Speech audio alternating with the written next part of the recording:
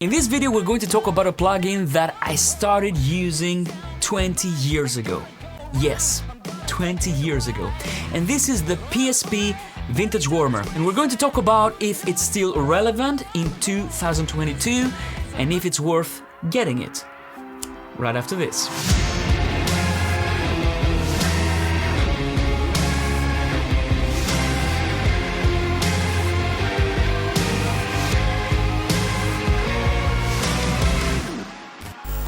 So the PSP Vintage Warmer, this is, to begin with, I'm going to say it, it's a classic plugin. It's one of the plugins that have been around for a long time, and in my toolbox, it's one of the plugins that has survived all these years, 20 years. I can't believe how many years have passed since I started using this plugin. There are many different updates that have happened throughout the years, and it has been improved. There are many different versions of it as well, light versions for mixing, a more improved version, the Vintage Warmer 2, that's great for mastering. So if you've been living under a rock these 20 years or so, I'm going to very briefly explain what PSP Vintage Warmer is. So PSP Vintage Warmer is an analog emulation of a multiband compressor and limiter. I mean, this doesn't say anything when it comes to what this plugin can do and what kind of qualities it incorporates into the sound of your mixes. For me, the PSP Vintage Warmer has survived all these years because it can give me something that no other plugin can give me. It sounds analog. I hate to use this word. I mean, I have a lot of analog gear here in the studio and I don't think there's any specification for the term analog, but to me, it does give me a sound that I can associate with my analog gear and with analog gear that I've been using over the years. And what is that? It's a warm sound, it makes everything bigger, it can give you lots of beautiful saturation, because the beautiful thing about PSP Vintage Warmer is the saturation that it can give you. When you drive it hard, it doesn't sound bad, it doesn't sound harsh, it doesn't sound pushed, but it always gives you a pleasing sound, which is what most people associate with analog gear. So what I'm going to do now is I'm going to play some examples and I'm going to explain a little bit how it works and what sounds you can get out of it. It's not going to be a review video, but I'm going to answer the question of why I'm still using this plugin after 20 years. Okay, so I'm going to play this mix. It's a rock mix, and as you will see, we have a big drive knob right here. Now, this might look like it's the star of the show, but in my opinion, not in my opinion, actually, this is how the plugin works.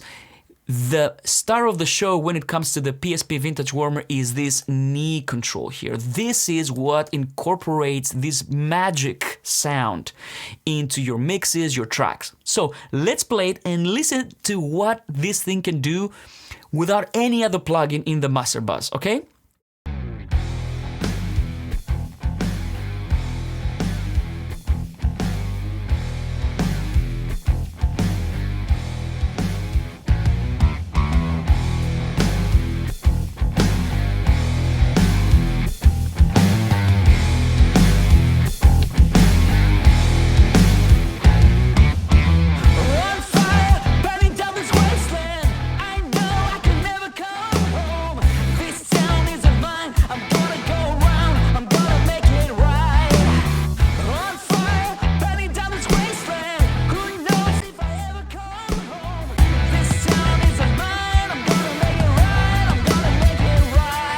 And please, for this example, don't ask me to level match. This is not how I use this plugin. I use it to raise the level of master using this sound that this plugin gives me. I'm going to level match just for this example, but I'm not gonna keep doing this. It's not the way I work with this plugin, but so that you can hear what it does to the sound, I'm going to level match in this example. Let's listen without, and then I'm going to bring it in.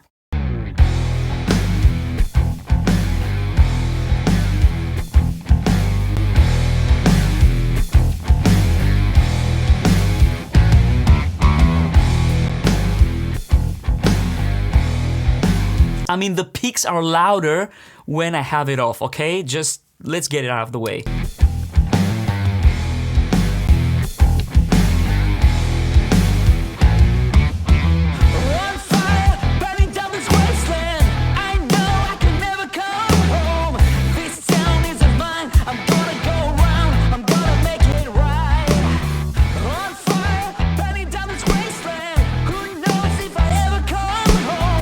Okay, shall we go on? Yes, if you level match, it sounds louder, it sounds bigger, it sounds more full. I mean, of course, sometimes I compensate, but PSP Vintage Warmer, most of the times when I have it on my master bus, is the last plugin or the second plugin before the last plugin before my limiter. So that says a lot. I'm using this to raise the level, but I'm raising the level with something that incorporates so many harmonics, so much richness to the sound.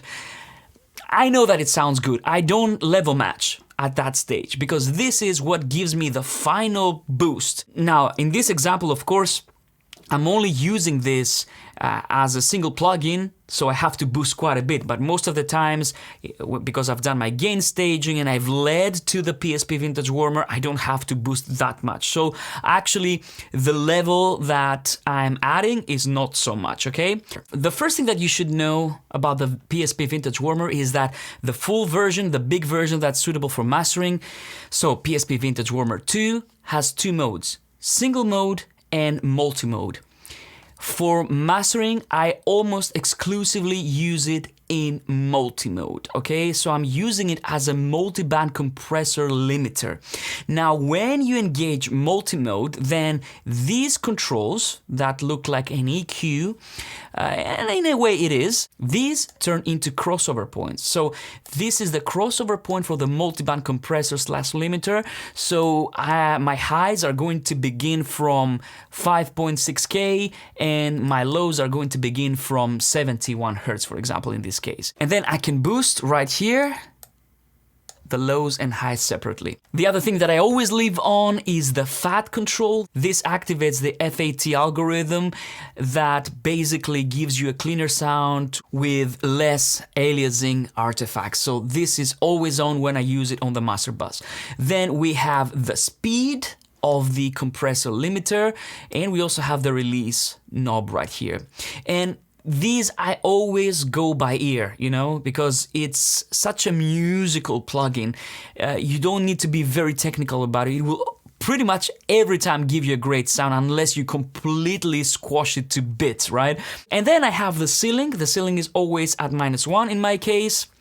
And I'm going to show you some secret stuff that are in the back of the plugin that many people don't know how to use, and I think they incorporate a lot of beautiful things to your sound.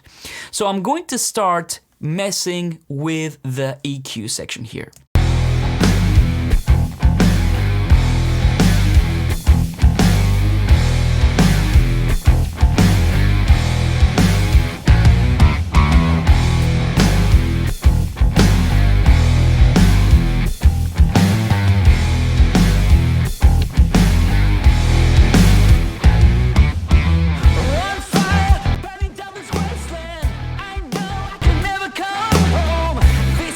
I mean, if you're really lazy, this plugin can give you a quick master very easily. Because it has the limiter, you're going to be fine. I mean, for a quick and dirty master, this would be the plugin that I would reach for quite a few times. I don't tend to do this, but if you activate the brick wall, then this plugin will give you a quick master, you know, if you want to raise the level and also add a little bit of character. So what I'm going to show you now is the back of this plugin. So if you click on this Vintage Warmer logo here, this is where some really clever stuff are going on behind the scenes, okay? The first thing that we have is the release. And this allows you to differentiate the release time for the lows, the mids, and the highs. So, for example, if you want the highs to breathe a little bit more, you can just turn this down so that the compression, it will recover faster. The same thing with the lows or with the mids. But one of my favorite things with the PSP Vintage Warmer is the saturation section right here. Now this determines how quickly your different bands are going to saturate, and this actually gives you a very tape-like effect to your sound. So for example, if I have a very harsh mix, check what happens when I lower the saturation for my highs, okay?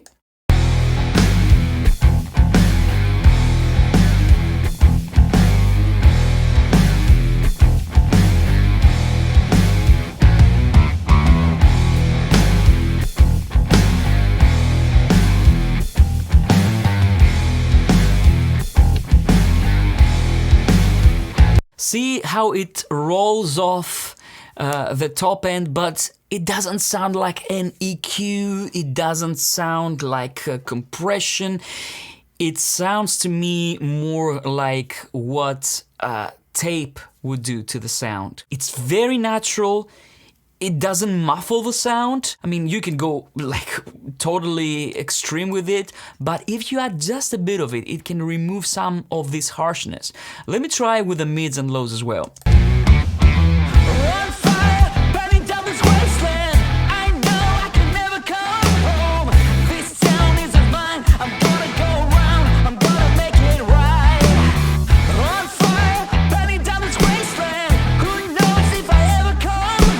So what I do sometimes is I let the low one breathe a little bit.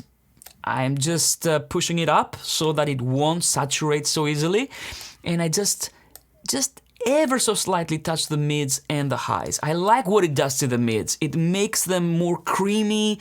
It makes the vocals a little bit more tamed sometimes, especially if you have spiky vocals. These controls, in my opinion, are the secret recipe to getting way more sounds out of the Vintage Warmer. You know, it's very important that you know about this if you want to take full advantage of this plugin. The other great thing that it has is if you don't want to go too drastic with it, but you want to incorporate a little bit of warmth to your sound, then you can use the mix knob right here. So if I use the mix knob, check what happens. I'm gonna go to 0 and I'm going to go over the top with it, okay, with the knee. Now the knee is what changes the character of the compression and the limiting. This is the differentiator, you know, this can really alter the behavior of the plugin because this also raises the low level gain.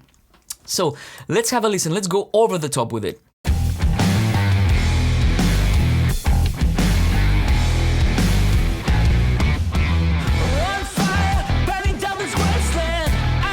See how beautiful it sounds, how musical.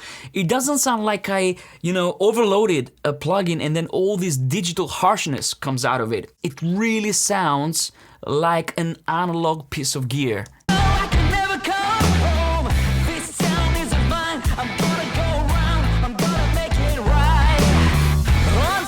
Now let's blend it with the original mix because of course this is over the top.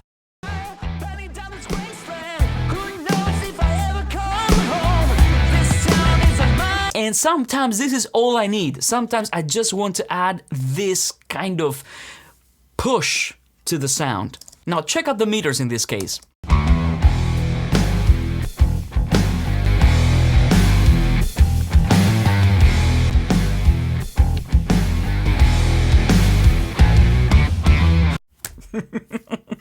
I mean, you know what I'm saying? It's just so good, so good. And you can get to stupid levels of loudness with this plugin. I mean, you can of course abuse it and overuse it, but if you use it tastefully, I think it can give you a sound that I'm not aware of any other plugin that can give you this sound. I mean, what I've done lately is I've incorporated some other PSP plugins to my workflow that are more modern. For example, the Impressor. I love this compressor here. And you know, I have some other favorites. Maybe if you want me to make a video about these plugins, let me know in the comments down below. But I use a saturator to add just a hair of saturation. I love the PSP Master Q. By the way, this is not a sponsored video by PSP. It's just I've never talked about PSP plugins in my videos, and you know, I just thought, okay, you know, many of you asked me about this and what are my favorite plugins from PSP, and you know, I'm just showing you what I'm using. So to answer the question, in my opinion, PSP Vintage Warmer is 100% relevant and worth getting in 2022. Like I said, I have many limiter compressor plugins, but what PSP does, the sound that it has, I haven't found anywhere else. And for this reason alone, in my opinion, it's worth a place in your toolbox. It's a classic, there's a reason why it's a classic, there's a reason why it's still out there, and there's a reason why people are still using it. So if you like the PSP Vintage Warmer or any of the other plugins that I showed you here today, I'm going to have links down below. If you use any one of these links, you're supporting the channel. Like I said, this is not a sponsored video. PSP have no idea that I'm making this video, but I hope this answered the question that some of you had. And thank you so much for this, because you gave me this idea to make this video for this amazing plugin that I love so much. If you found this useful and it gave you some value, I would really appreciate it if you subscribe to the channel if you haven't done so already. Hit the like button right there and click that bell notification, because it really helps. YouTube knows that you're interested in my content, and it will show you this when I post videos. Thank you so much, my friends, and I'll see you on the next one.